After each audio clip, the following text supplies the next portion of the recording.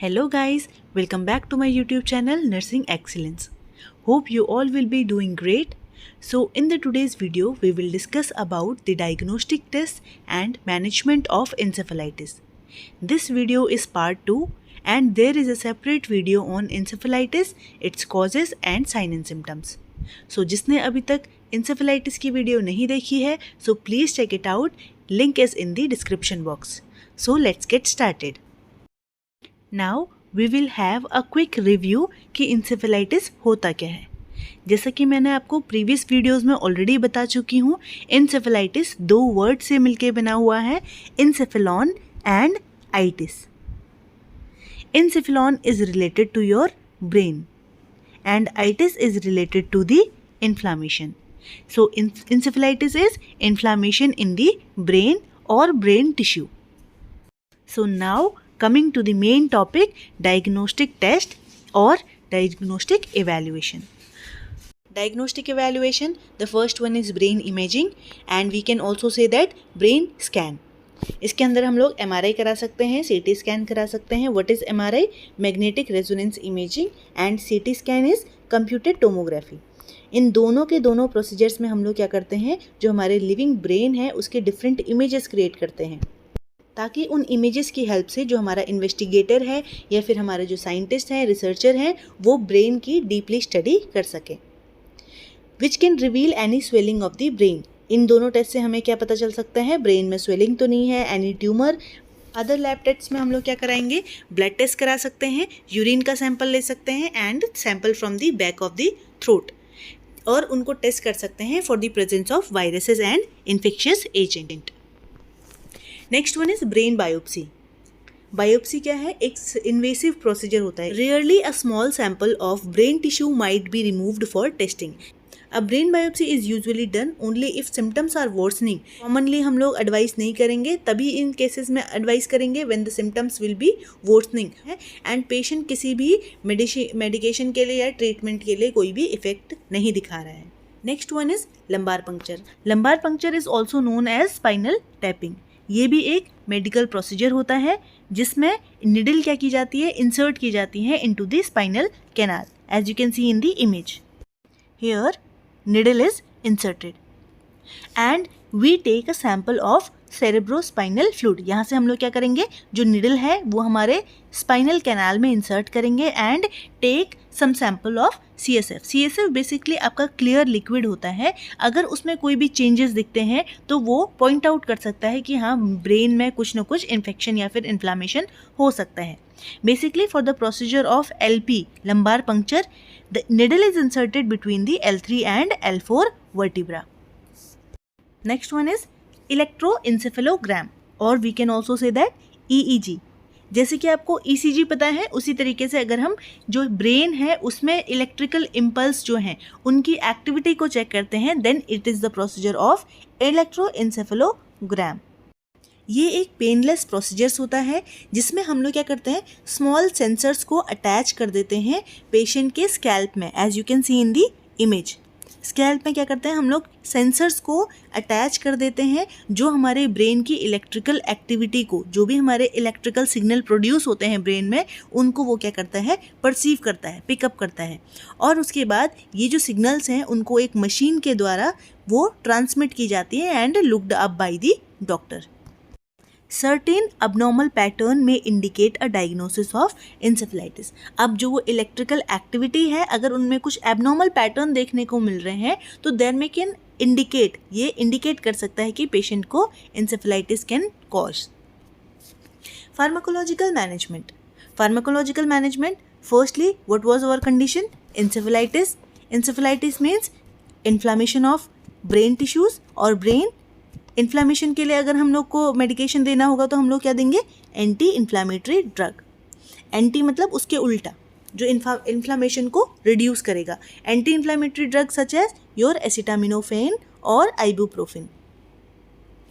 Next one is osmotic diuretic, because in this condition your ICP can be elevated. So in that condition we can prescribe mannitol to the patient. Antiviral drug.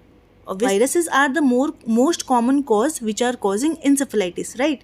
So उनके against में हमें क्या देना पड़ेगा, antiviral drugs such as your acyclovir. Intravenous fluid therapy दे सकते हैं patient को, ताकि हम लोग इंश्योर कर सकें पेशेंट के प्रॉपर हाइड्रेशन के लिए and level of essential minerals. Next one is corticosteroid. Corticosteroid का एग्जाम्पल क्या है, डेक्सामेथासोन।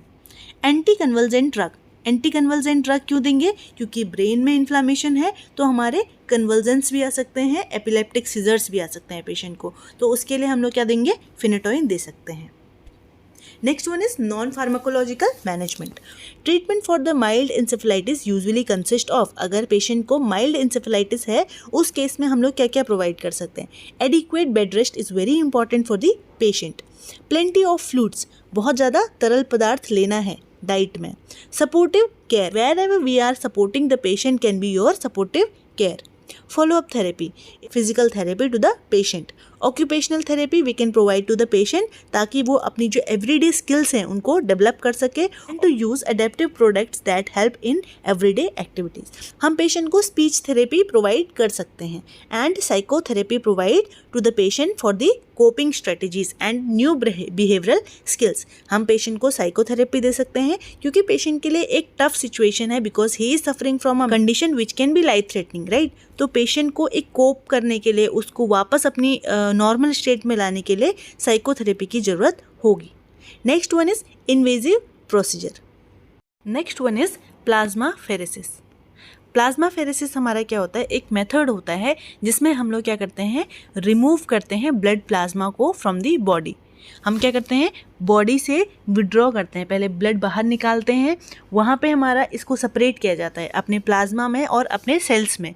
उसके बाद वापस हमें जो भी उसमें चेंजेस करने हैं, हम जो भी हमारी ब्लड के थ्रू जो भी हमारे ब्रेन सेल्स को अटैक कर रहा है, उन सब्सटेंसेस को हम रिमूव करते हैं। Again we administer that blood stream directly to the patient. We can give surgery to the patient to remove abnormal growth. अगर कोई ट्यूमर्स फॉर्मेशन है जिसकी वजह से इंसेफेलाइटिस कॉज हो रहा है, तो हम लोग पेशेंट को क्या करेंगे, सर्जरी परफॉर्म करेंगे। And antibiotics and anti fungal medications we can administer to the patient, अगर इंसेफेलाइटिस का जो मेन कॉज है वो बैक्टीरियल या फिर फंगल इन्फेक्शन है। Next one is nursing management. तो ineffective tissue perfusion related to cerebral oedema, increased ICP या hallucination, drowsy as evidence by. Patient को हम लोग कैसे देखेंगे कि हाँ उसको प्रॉपरली सेरेब्रल एरिया में ब्लड में ऑक्सीजन नहीं पहुंच पा रहा है, क्यों, क्योंकि उसका जो ICP था वो इंक्रीज था। हमें कैसे पता चला, पेशेंट को ड्राउजीनेस होगा, पेशेंट इरिटेबल होगा, मेमोरी प्रॉब्लम्स हो सकता है एंड हेल्यूसिनेशन में जा सकता है पेशेंट। डिस्टर्ब्ड सेंसरी परसेप्शन, अब जो पेशेंट के सेंसरी परसेप्शन है, लाइक हमें कुछ गर्म चीज़ टच होती है तो हमारे सेंसरी परसेप्शन से हमें पता चल जाता है कि कुछ गर्म लगा है and we withdraw from it. तो उसका जो सेंसरी परसेप्शन है, आप उसको पेन दोगे तो पेशेंट अपना हो सकता है अपना मूवमेंट ना करे और उसको विड्रॉल टू पेन ना करें। रिलेटेड टू सेरेब्रल एडिमा, अब सेरेब्रल एडिमा होने की वजह से उसका जो सेंसरी परसेप्शन है वो क्या हो जाएगा, डिस्टर्ब हो जाएगा। As evidence by sensorium changes in the patient, as evidence by आपने कैसे देखा कि जो पेशेंट का सेंसोरियम है, आपने उसे पिंच करके देखा, आपने उसे पेन का स्टिमुलस दे के देखा, लेकिन वो पेशेंट उस स्टिमुलस के लिए रिस्पॉन्ड नहीं कर रहा है, तो इसके बेसिस पे आपने बोला है कि डिस्टर्ब्ड हो गया है उसका sensory perception. Last one is anxiety. Anxiety related to the disease condition as evidence by patient verbalization. Now the complications of encephalitis, अगर पेशेंट में इंसेफेलाइटिस है तो what all complications can be there. Inflammation can injure the brain, अब brain tissues में inflammation होगा जिसकी वजह से हमारे ब्रेन में इंजरी हो सकती है and possible resulting in the coma और डेथ, तो पेशेंट को कोमा में भी जा सकता है और even death can also occur. Other complication में इंक्लूड लास्ट फॉर मंथ और भी परमानेंट, कुछ महीनों के लिए भी रह सकता है और परमानेंट भी हो सकते हैं जो कॉम्प्लिकेशन है। परसिस्टेंट फटीग, हमेशा उसे एक थकावट सी रहेगी। वीकनेस और लैक ऑफ मसल कोऑर्डिनेशन, आपस में मसल कोऑर्डिनेशन नहीं है। पर्सनैलिटी चेंज होगी क्योंकि हमारा ब्रेन जो है हमारे कॉग्निटिव फंक्शंस को रेगुलेट करता है, तो पर्सनैलिटी चेंजेस होंगी। मेमोरी प्रॉब्लम्स हो सकती हैं, पैरालिसिस हो सकता है, हियरिंग और विजन लॉस हो सकते हैं and speech problems can be there. Prevention में क्या है, एज हमें पता है ये कैसे स्प्रेड हो रहा है, मॉस्किटो से, टिक से, अनहाइजीनिक कंडीशंस की वजह से, तो हम लोग को क्या करना है, इन सारे जो कॉजेटिव एजेंट्स हैं उनको हमें रिजॉल्व करना है। प्रैक्टिस गुड हाइजीन, अच्छी हाइजीन रखेंगे तो जो हमारा वायरसेस हैं वो हमारी बॉडी में इंसर्ट नहीं हो पाएगा, right. Do not share utensils, हमें कभी भी यूटेंसिल्स शेयर नहीं करने। Teach your childrens good habit, हमें बच्चों को स्टार्टिंग से अच्छी आदतें सिखानी है, लाइक हैंड वॉशिंग प्रॉपर करना, खाना खाने से पहले और खाना खाने के बाद हैंड वॉशिंग करना है, वो सिखानी है। और पेशेंट को प्रॉपरली वैक्सीनेशन देना है। Protection against mosquito and ticks, next one is protection against mosquitoes and ticks. Dress to protect yourself, we should always dress properly to protect ourselves. Apply mosquito repellent, use insecticide, avoid mosquitoes, get rid of water source outside your home. घर के बाहर पानी इकट्ठा नहीं होने देना है। Look for your outside sign of viral disease, अपने घर से बाहर जो हमारे वायरल डिजीज़ के साइन सिम्टम्स हैं उनको देखना चाहिए कि कहीं कोल्ड फ्लू तो नहीं चल रहा है। This is all about the today's topic. Thank you.